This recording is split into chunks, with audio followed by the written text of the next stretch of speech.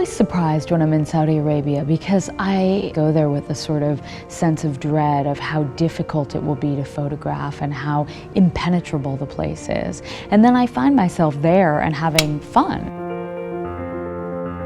The women in Saudi Arabia are really aware of how constricted their lives look because they're always criticized for it. A lot of people think that no one in Saudi Arabia has fun because so much happens behind closed doors, and it's also such a private society. So it takes a very long time to get people to allow you to go indoors and to photograph it.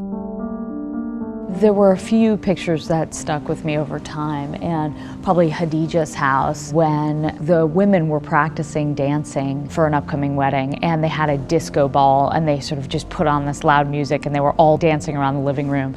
And it was such a great moment because everyone was just laughing and having fun.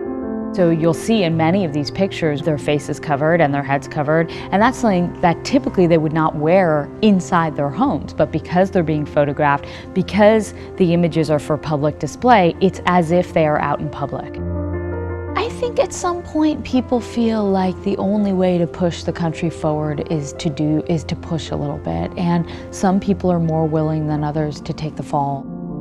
You know, I photographed this singer who had probably one of the most beautiful voices I've ever heard in my life. Again, singing is illegal. Women can't sing in public. I asked her a million times, are you sure it's okay to be photographed? Are you sure I can use your name? Are you sure? And she said, look, my family supports me 100%. You know, they're not pushing the boundaries just for the sake of pushing the boundaries. They're pushing the boundaries because they have this incredible talent or they have this incredible dedication or curiosity that they can't suppress.